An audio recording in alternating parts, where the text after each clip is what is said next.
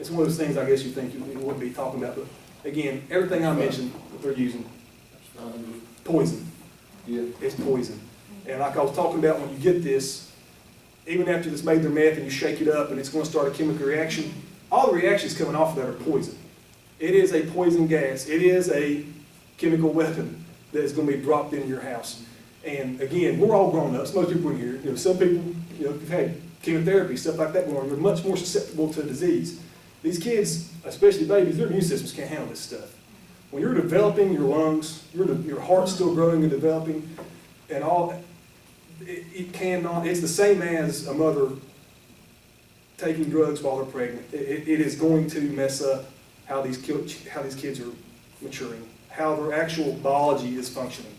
And it can, and I should say, it can be a permanent type of thing. And that's why, if you do know someone that, you know, is doing this, and again, it's easy to tell yourself, well, they're just hurting themselves. You know, they're hurting themselves, they'll go to jail. They're not. They can hurt other people. Go ahead, buddy. Do they make it like you're talking about, they make it in the bottle like that? Do they just put it in there and shake it up and? Yeah, shake and bake is a very easy to remember type of method. It isn't quite that simple, but that's what that is used. You know, instead of having to have a bunch of chemicals and tubes, you're going to have a couple. You know, if you see a bottle like that, you're probably going to be okay. If you see a little tube coming out of it, and you see some other stuff around it, that is how they're going to get their last little bit. And it's basically oil on water. You got one bunch of chemicals that have mixed here, another bunch of mixed here, and when you're ready to start cooking, and that's it. You're exactly right. That's its name. Shake and bake. You shake, chemical reaction ensues. When the chemical reaction is over, you're going to have your yield of usable methamphetamine. That's going to be about that much, and you're going to have the rest of it as a toxic poison soup that'll kill anything you pour on it or breathe it or anything like that. But yeah, it's not that simple, but it is. I mean, So they get to shake and bake with the bake complex, where the chemical mixes and it cooks. yeah, exactly. You don't need a Bunsen burner. You don't need any external heat source. The coal fuel isn't to cook it. That's just part of the chemicals that we need to make it. Yes, ma'am. Is there like a vapor that comes off of that maybe if your door was open, you might see something come out the door? Probably not. I mean, and again, nothing is 100%. But if you actually came into a bedroom while this cook was going on, then you would know. You might not actually be able to see a vapor coming out, you know, underneath the door or anything, but at that point you're going to know. And even these people that are cooking, they're going to have something on. They should, whether it's a wet towel around their mouth, something, because it is poison. But it's not as easy as being able to just actually see the cloud coming out when it's something that small. But yes, sir. You may already do this, but if you don't, would it help to develop an incident concentration map to put to earmark where some of these centers may be Yes, sir. in the county? We, like I said, I'm what's known as a field trooper. I enjoy drugs, but that's not my only job. We have guys like what I used to do that's only drugs. We presented something to the governor's office, I think maybe 10 months ago, and that's exactly what it was. And that's coming down to all of us. I don't have a copy to give you anything. That's something that the governor wanted to see, is our concentration of meth labs. And again, not trying to dog in the county, but we're more than just a blip on that statewide map. We're pretty dense with it. And even along with that, a density map of where you would find needles and other things around the county. No, sir. As far as where we find needles, no. And one of the reasons being is that there's so many, and the needle aspect in itself is not indicative of only methamphetamine. So it would be kind of hard to tie that to any particular. There's people now at this point that are having to inject hydrocodone, Lortab, Xanax, because that's how they're used to getting their drugs. As well as people that will steal people's insulin needles and end up just pitching them out where they used them or not. But no, we don't have an actual database with that. But with the actual meth labs, meth trash, anything of that, that is something that the governor wanted a year ago, and I do know a bunch of good guys have been working on that, and it is happening. Fantastic idea. Probably if I would have thought of it, I could have got my name in the paper or something. But they're already on top of it by the time I thought of it, but it's a fantastic idea. Do you use regular bleach? Do you? You can. You can use bleach. So if I saw somebody buying 12 gallons, I should have asked some questions? Maybe, but again, like, this is what we joke about. Next time. We joke about it, and I'll go ahead and tell you, again, I know I'm way over on time, because now I don't hear myself talk. Interesting anecdote, my wife came home. My wife, again, I've been doing this for 11 years, she has no idea. I'm compartmentalized. I don't tell her the stuff that goes on, man, she don't need to know that stuff. She came home the other day, she had maybe 5 things from Walmart. I drink again, calling back, tons of coffee. And I don't have a fancy Keurig, I make mine in a pot with filters because I'm old. So, she comes in, she has coffee filters. My mother lives with us, and she's been fairly sick. Sudafed, and a 4-pack of lithium batteries for mine and my son's Xbox 360 controllers. She walks in, and that's what I said, you just got put on a list. She's like, what are you talking about? I said, you just got the 3 main components of methamphetamine production. And of course, her reaction was, well, you never told me that. But like you said, it'd be very easy for a cashier to see that and go, I'm going to call the police. This woman's buying meth stuff. And that's why it's not, again, back to it's hard to prosecute people. If I pull somebody over, and they got that kind of stuff in their car, are they probably doing something wrong? Undoubtedly. But you can't just arrest someone for having that little bit of stuff, because then people like you that you saw buy some bleach, maybe they're trying to open up a business as a laundromat. You don't know.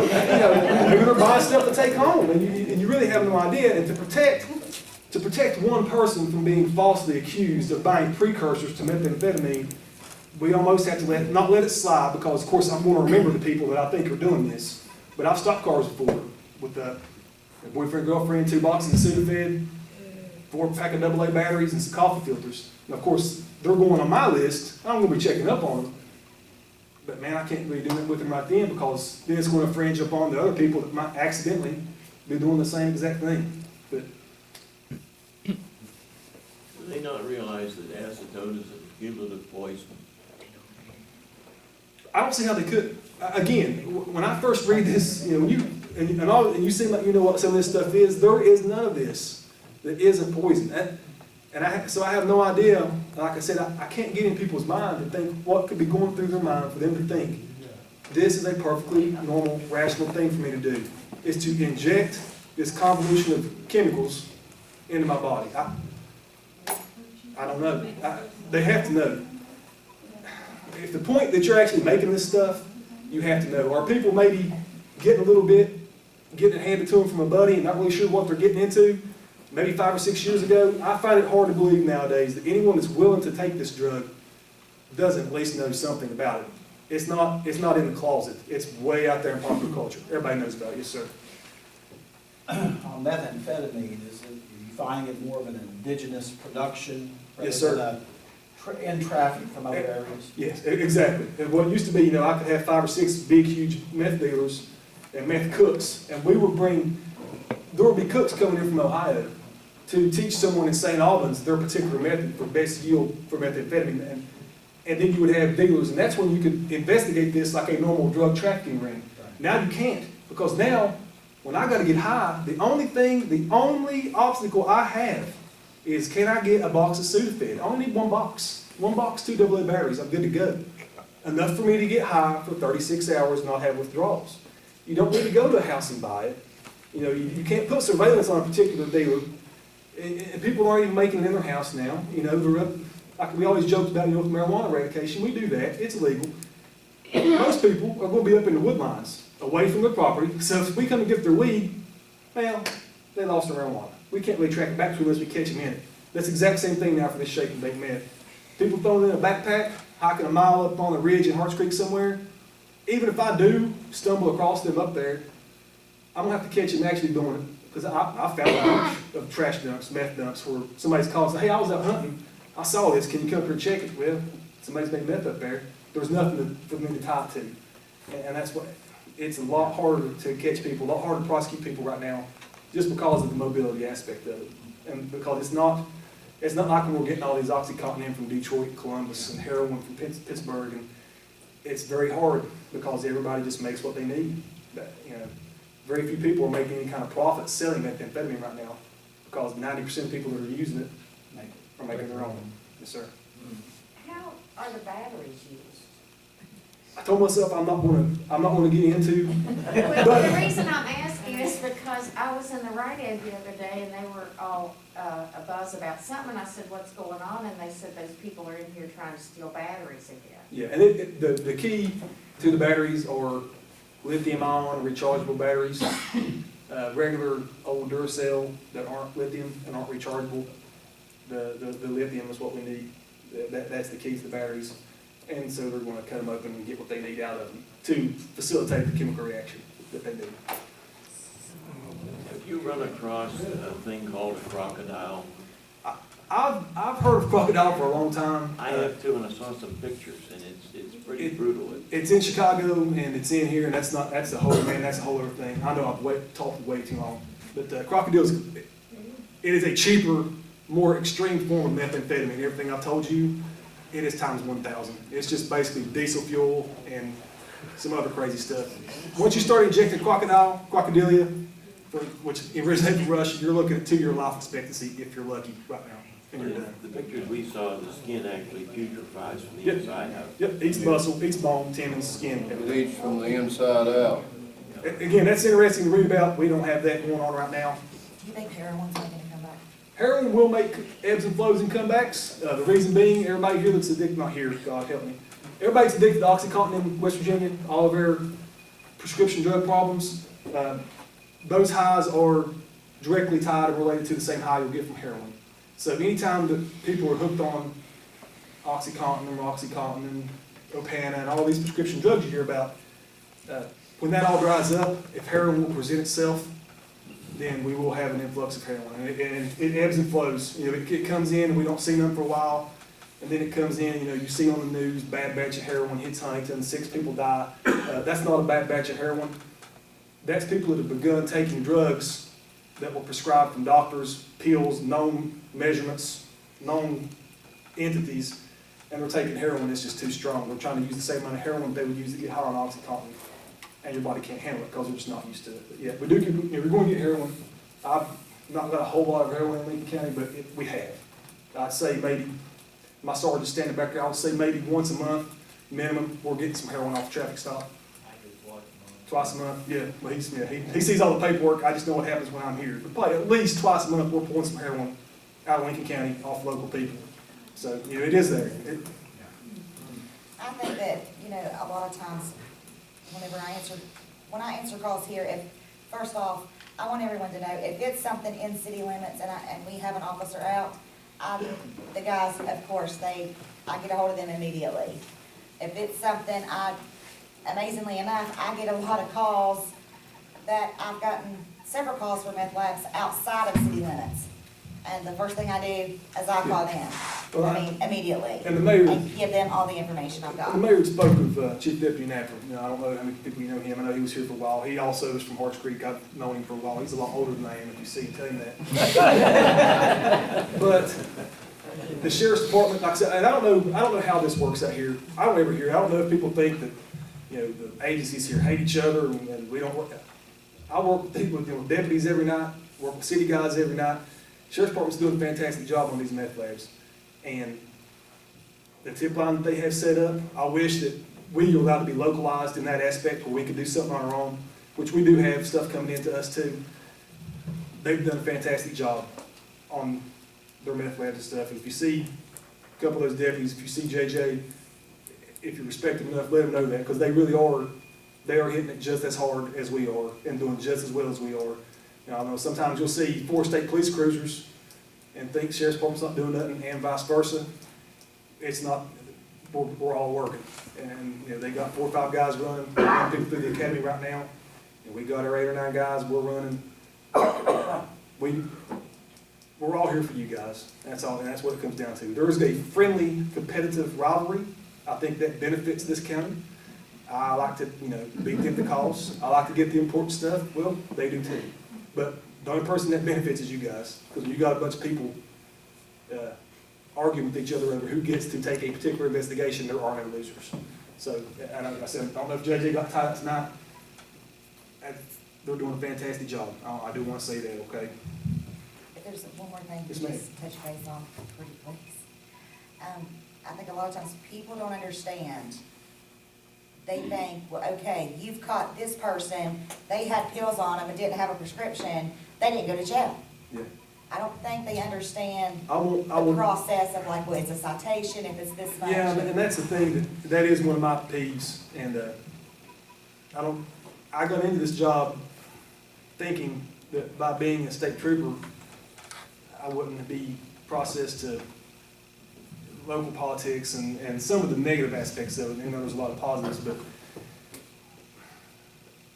I have, in my agency, once I arrest someone, I have no say-so on how long they go to prison, if they do.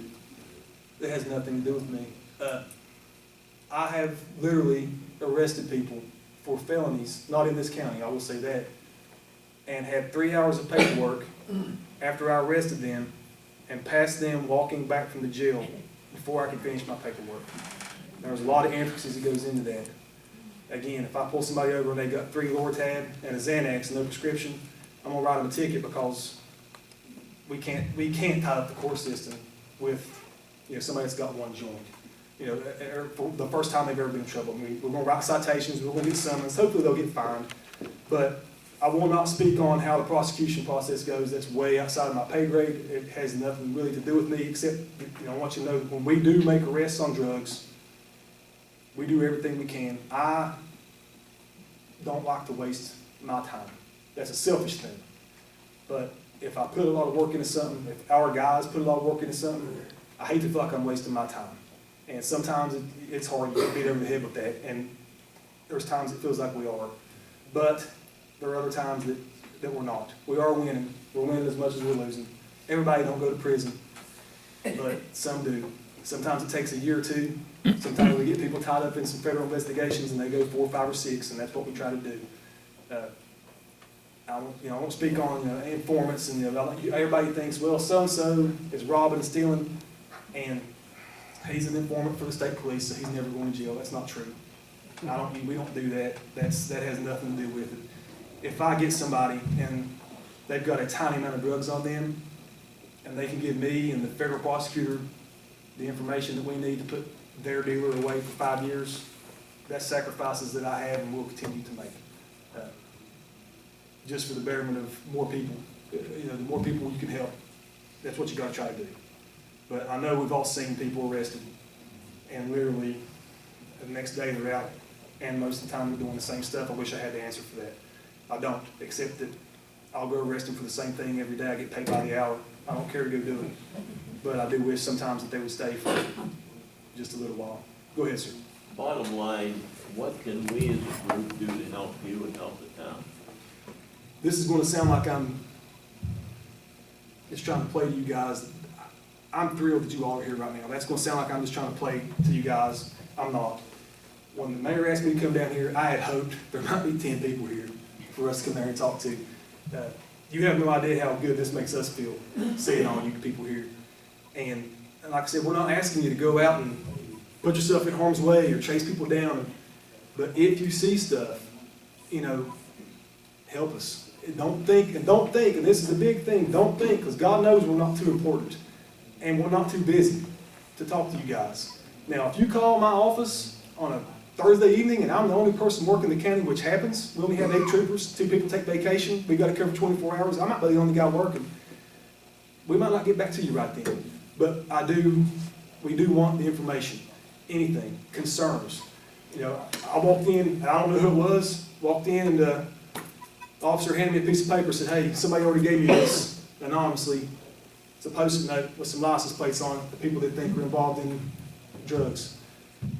As soon as I leave here, I'll go up and talk to Trooper Robinette, who drives the fancy car with all the lasers and stuff on the back of it, the license plate reader. And as soon as I get up there, that information that was given to me just from this meeting, within 45 minutes, we'll have those entered into his car as suspicious vehicles. And when we are sitting on the side of the road at Route 10, and that car drives by, it's going to ding and tell us, hey, this might be somebody involved in drugs, maybe follow them for a little bit, see where they're going. And there's nothing illegal about that. I don't want y'all to get paranoid, NSA, spying, and all that. But that's a good example of how quickly what seems like a very mundane thing, we could very easily put those license plates. I'm out working tonight till midnight. And that could very easily lead us to getting some drugs off the street tonight, just because somebody, and it's not ratting, it's not, when you live in a community and you've lived there your whole life and you own property and this is your community, you know what's wrong. You know when people that shouldn't be there are. You know what they're driving. You know where the drug houses are, and you know the car's leaving. That information, again, I want everyone, put nobody in a position where they're uncomfortable. We'll never do that. But if you can get information to us, we'll do everything we can to directly turn it in, back out to something positive and do that. I don't know, I don't talk a lot to Crime Watch, Community Watch, things like that out here.